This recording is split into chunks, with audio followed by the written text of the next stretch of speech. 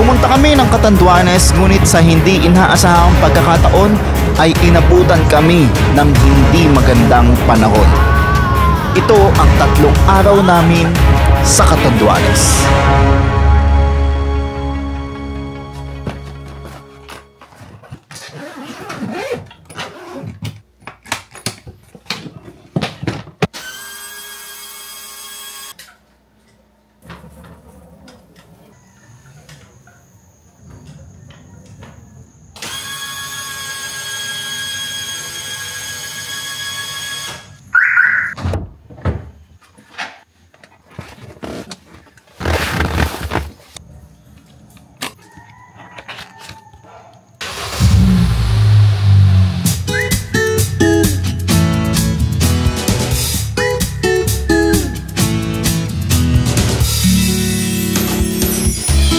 Sa vlog na ito ay ipapakita namin sa inyo ang aming itinerary at ang lahat ng aming mga ginastos sa 3 araw at 2 gabi namin dito sa Catanduanes.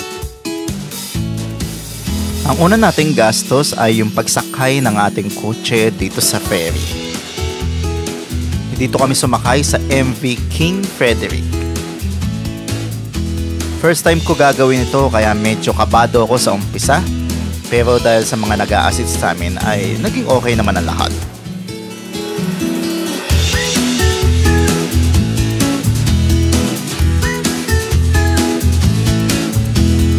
Lahat kami first time magbabago.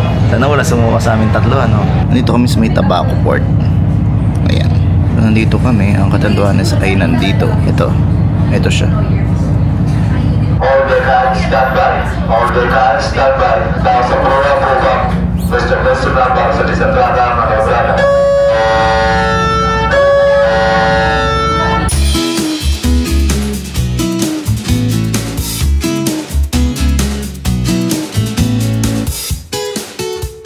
Ang biyahe mula sa Tabaco Port hanggang sa Virac, Catanduanes ay umaabot ng 3 hanggang 4 na oras. Umaalis ito ng alas 7 ng umaga sa Tabaco Port at dumadating sa Virac, Catanduanes ng mga alas 10 hanggang alas 11 ng umaga.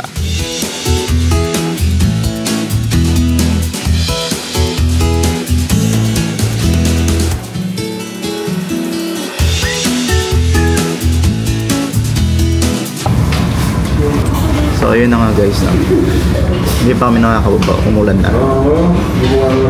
Kasi may padating na bagyo eh. Sobrang lakas ng ulan.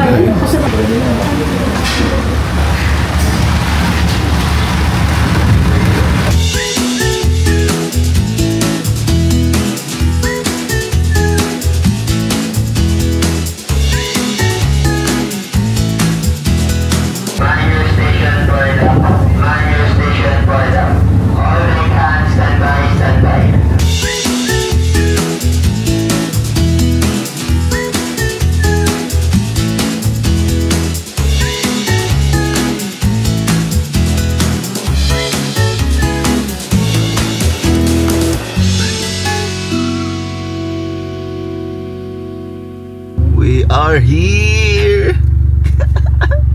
Catanduanes, let's go! Salamat po! Unang kain namin dito sa Virac, Catanduanes. Dito sa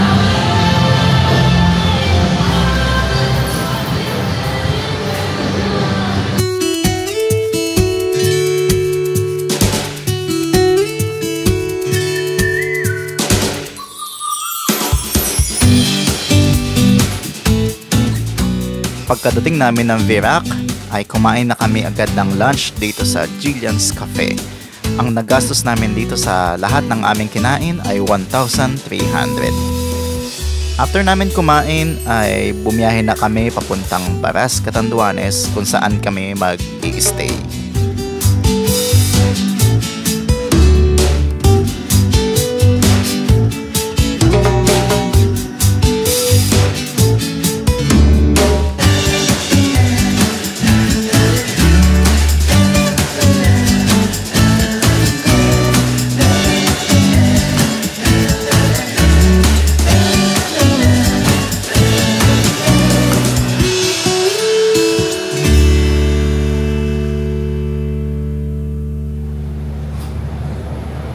Malapit nang mag-sunset.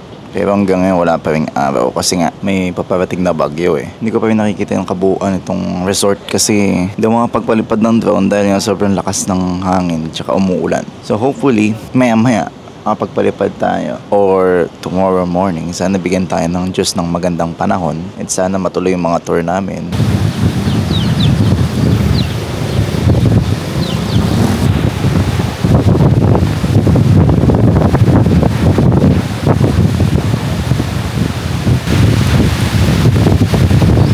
Grabe. Umuulan na naman. Grabe pala ulan dito, guys. Dito kami nag-dinner sa Puraran Beach Resort. Ang ginastos namin ay $875. Sorry, hindi ko siya nakuwanan. Pero okay naman yung mga pagkain nila. Masasarap.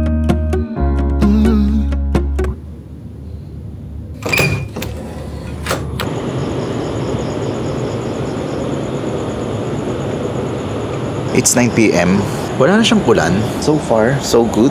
Magandang balita na wala nang ulan ngayon. And hopefully, sana tuloy-tuloy bukas. Sana umaraw bukas. Sana makapag-tour kami bukas. I'm looking up from my window. Sun's coming up like the day before. You're like a stone on my pillow. I don't make a sound when I shut the door. You don't have to wake up yet. We can spend all day in bed. I'll put the TV in the room. We'll have a Netflix marathon. Kenny G saxophone. We'll order in a bunch of food. I'll put your favorite music on all the way baritone. Shut the lights, go infrared. We can spend all day in bed. Itong Puraran Beach Resort ay sikat sa mga surfers dahil sa malalakas na alon dito sa beach. Kaya puntahan ito ng mga surfers at maging ng mga gustong matutong mag-surf. I'll put the TV in the room. We'll have a Netflix marathon. Kenny G saxophone. We'll order in a bunch of food. I'll put your favorite music on all the way baritone. Shut the lights, go infrared. We can spend all day in bed. Good morning! It's 6 AM. Nagising kami ng mga 5 ngayon at magandang balita ang bumungad. Maganda ang panahon. Binigyan tayo ng Diyos na magandang panahon ngayon. Wala nang ulan. Hopefully buong araw walang ulan ngayon. At sana tuloy-tuloy na.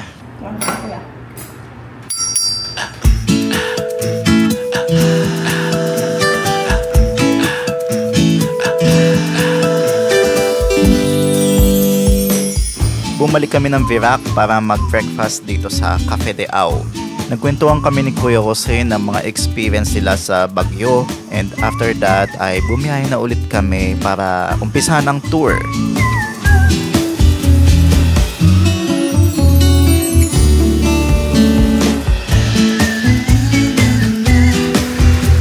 So nandito kami ngayon sa may Tampad Beach.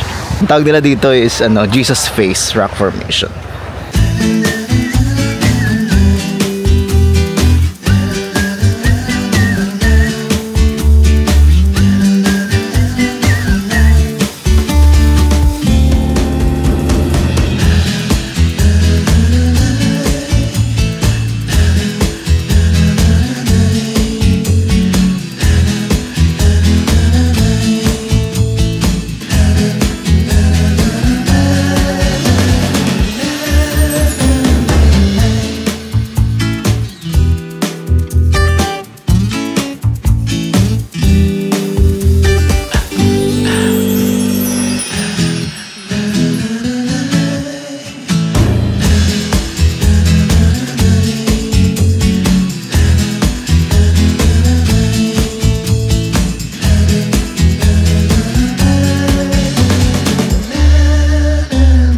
So nandito naman kami ngayon sa may Twin Rock.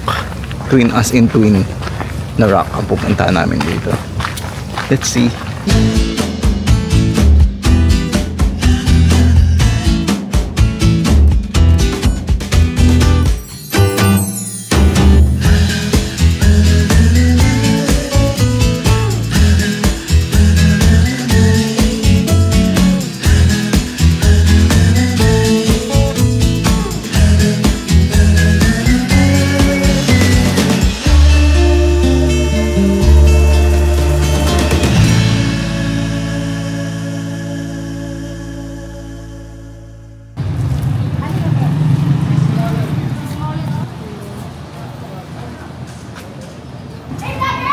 Walang vlogger dito.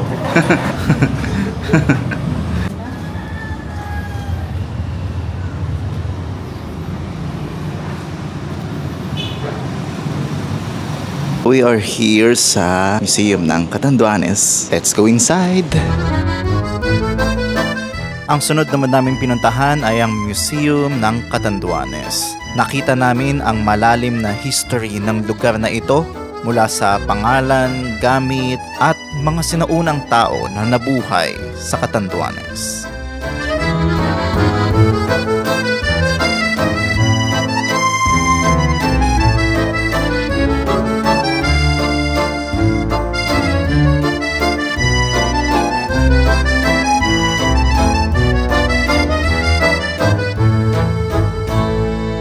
May buto rin po kami dito ng whale shark. Natagpuan po ito sa munisipyo ng Panganiban po. Buto? Opo. Parang buto talaga pala. Yung iba po sinasabi para daw pong bato. Parang bato. Parang corals. Oh.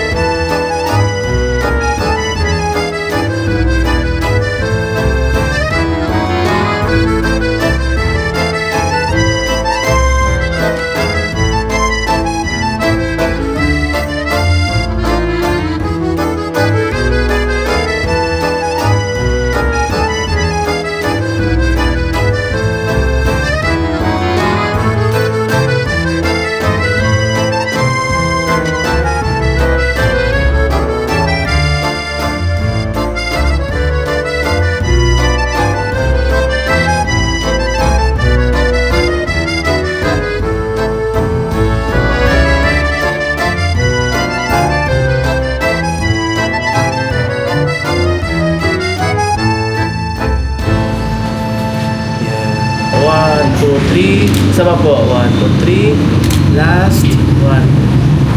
Nice one. Thank you. Thank you. So that's it. That's the Catanduanes Museum. Kain. Ito yung lunch namin. Oh. Ito po, ubos na. Pero ano yan? Giniling. Yan, ubos na rin. Chicken. Pero ito, wala pa rin kain.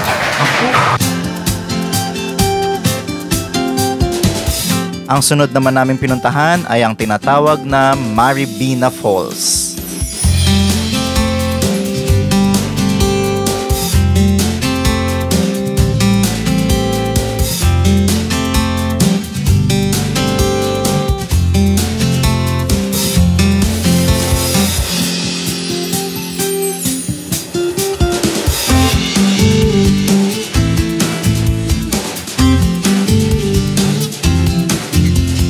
are here in Maribina Falls. Pero hindi kami mag-swimming kasi number 1, wala kaming damit. Number 2, malakas yung agos ng tubig kasi umuulan.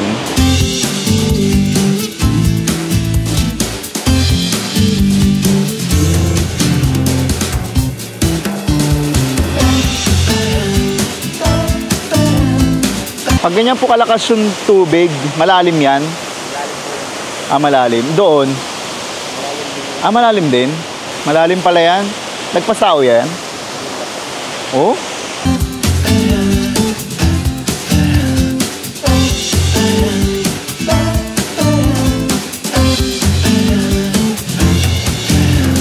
Pagkatapos doon ay pumunta naman kami dito sa may Bato Lighthouse.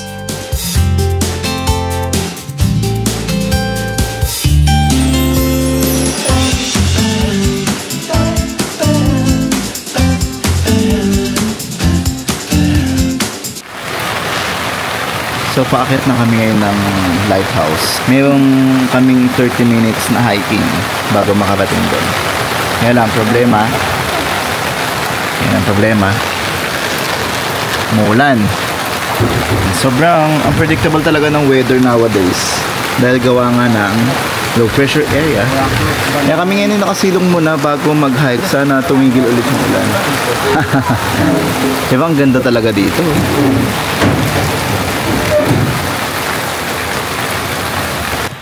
Let's go, start na ng hiking. Let's go guys.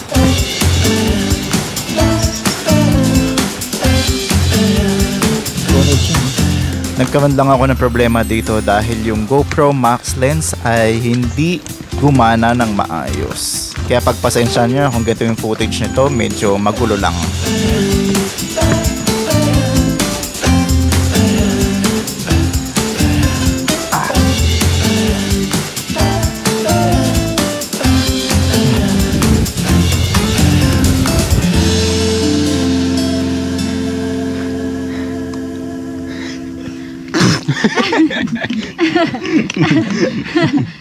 Pag wala kayo practice mag-trek, okay, pumunta dito guys. Ang hirap.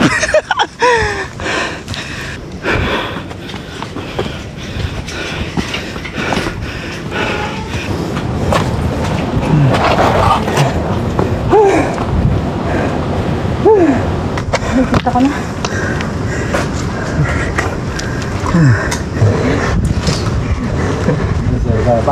Kaya ka, sir? Kaya yun, sir. Medyo naka-recover na ako guys. Ayan lang, grabe talaga yung hiking man. Walang intro, hike agad. Tara kita. Tingnan natin. Wow! Narulula na ako. Pwede pa po umakyat dito? Hindi na pwede. Guys, look guys. Grabe, ang ganda. Ang ganda guys.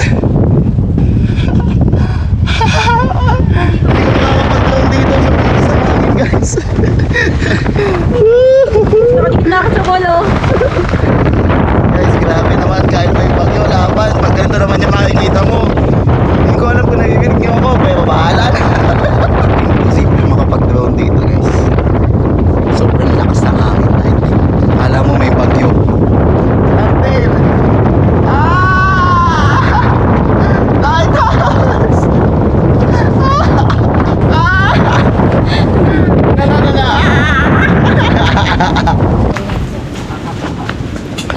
Guys, sulit naman ang pag-akyat. Super. Grabe rin yung feeling sa taas, kakaiba. So, kahit na baguhan kayo sa trekking, go lang. Huwag kang susuko. Lumaban ka.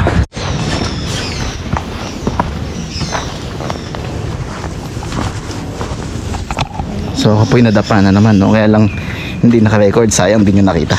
Tapos tumama yung kamay ko doon sa bato na medyo matalim. Malayo sa bituka. Inabot kami ng dilim sa daan. Kung meron isang tip na mabibigay ko sa mga magdadala ng kotse, ang payo ko sa inyo, wag na wag kayong magpapagabi sa daan dito sa Catanduanes dahil napakahirap mag-drive. Nagdadrive naman ako ng gabi pero hindi ko alam kung bakit ibang-iba yung feeling dito at napakahirap talaga. O baka ako lang naman?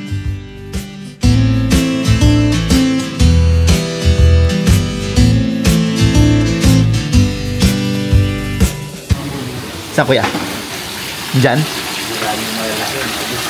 Ubus na? Sayang. Tira na lang to. Sayang. Uli. Uy! Ano sir? Gusto niyo haluan ng ano? Nang ano po? Ang crab? Sige. Tira. Crab tayo dito eh.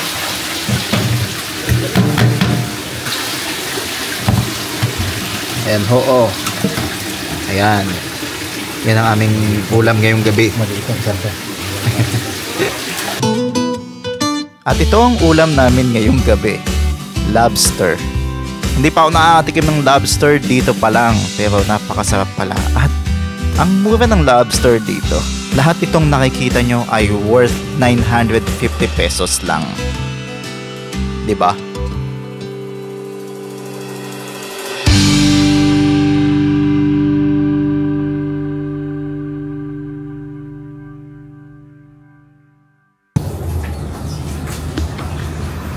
It's 4:43. Maaga kami nagising, 4 a.m. Alis na kami ngayon dahil malayo yung pupuntahan namin sa Pandan. Sa ng Pandan, diretso kami ng Birak dahil alis na kami papuntang pabalik ng Tabaco. Dahil sa mga susunod na araw, yung weather forecast ay tuloy-tuloy na yung ulan dito dahil sa habagat. Ayun, so magiging short itong trip na to dahil na sa samahan ng panahon at kailangan namin bumalik sa Manila. Ayun guys, samahan niyo ulit kami ngayong last na araw namin dito sa Catanduanes. Ang sumunod naming activity ngayong umaga ay ang Binurong Point Adventure. Merong full vlog nito, ilalagay ko yung link dito sa card kung gusto nyong mapanood, at sa mga gustong pumunta ng Binurong Point ay nandoon ang lahat ng tips at pati yung buong journey ng pag-akyat sa Binurong Point. Teka na. Ang galing-galing naman. Nandito na kami ngayon sa may Binurong Point. Kaya lang medyo umuulan guys. Pero sana magpakita ulit yung araw.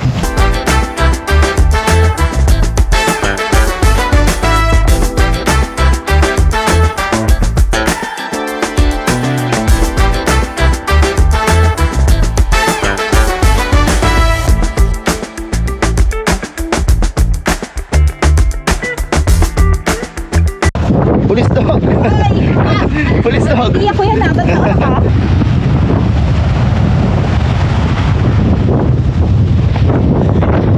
Ibang klase yung ganda. Ibang klase yung ganda.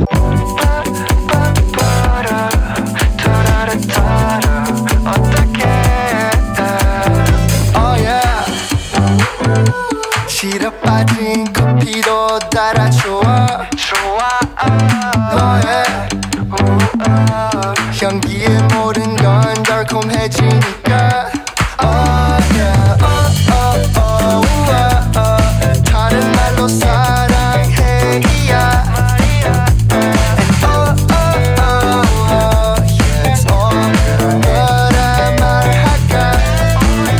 Cause you 한마디로 말했어. You 너로 인해 변해 난. I just can't believe that you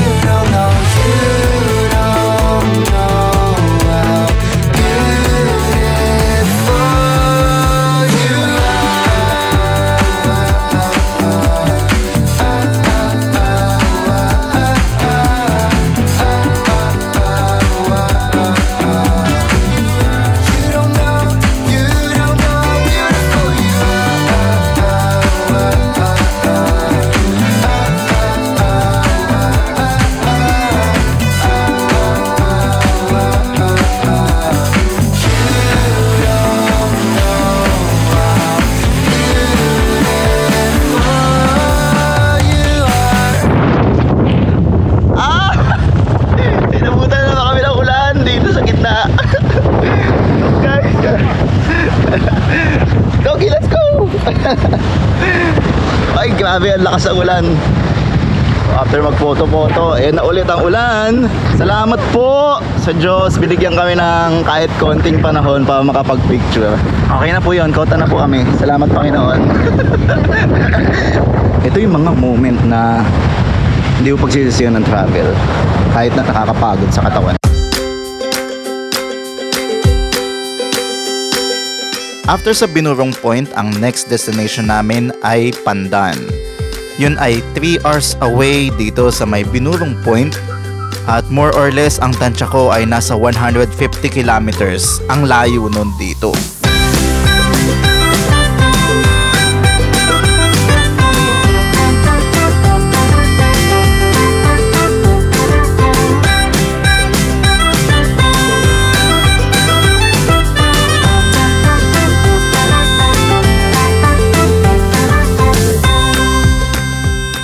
Bukod sa layo ng destinasyon, ang isa pang mahirap dito ay yung pakurbadang mga daan at ang mga bundok na dadaanan. Pero kaya naman basta magbaon lang kayo ng tubig, pagkain at lahat ng pwede nyong gawin habang nasa biyahe dahil talagang napakalayo niya.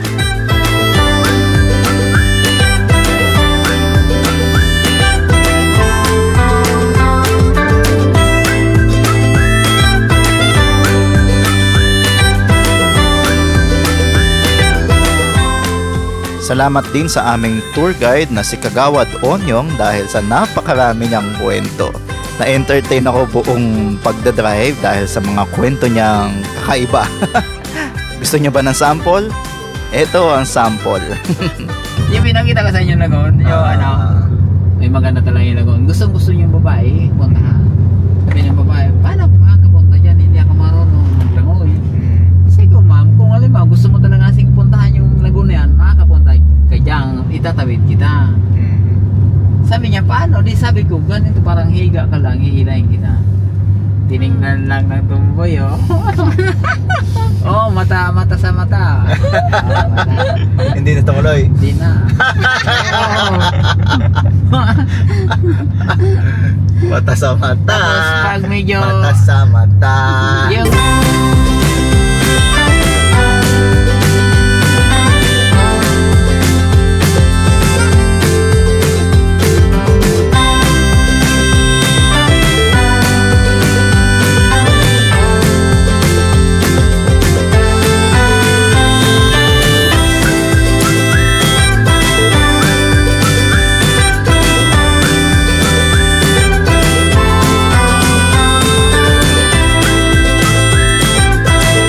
after ilang hours, nakarating kami dito sa Pandan, dito sa Paraiso ni Honesto. Napakaganda dito guys. Hindi ko maipaliwanag ang feeling nung nakarating kami dito. Pero parang nasa ibang mundo ko. Sobrang ganda.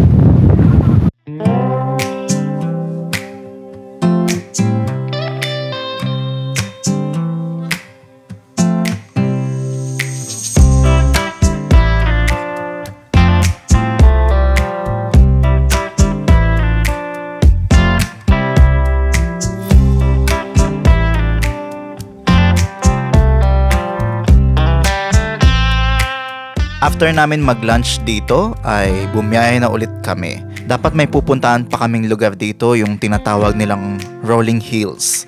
Pero dahil nga hindi maganda yung panahon at saka naghahabol kami ng oras, dahil kailangan namin makabalik sa Virac, Catanduanes bago mag alas 6 ng gabi. Kaya hindi na namin napuntahan yon at dumiretso na pabalik ng Virac.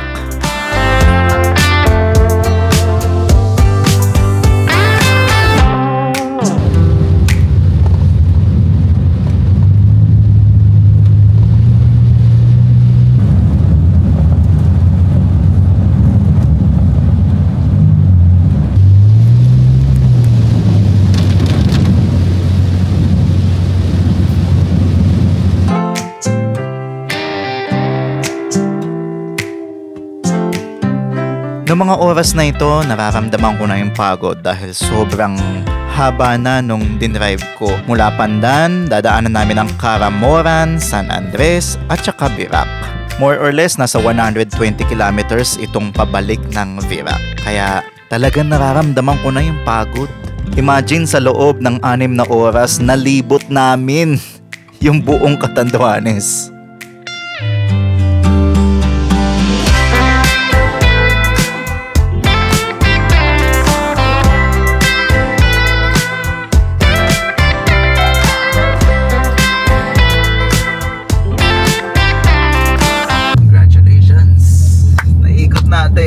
Ang Catanduanes.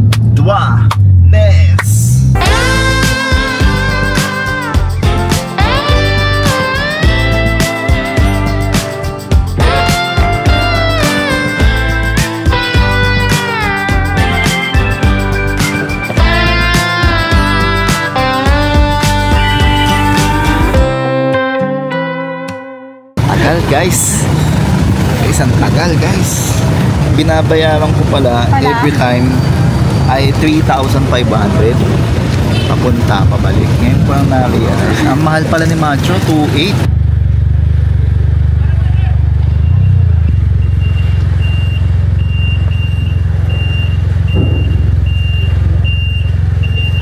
Magalaw yung rampay. Patay.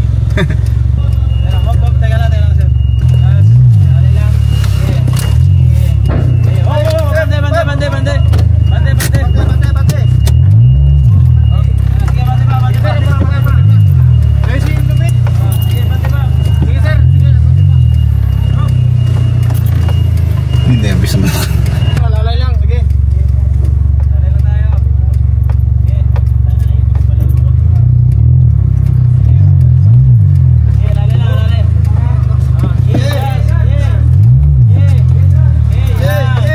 Sige, lalay lang, sir, lalay lang. Dito lang, dito.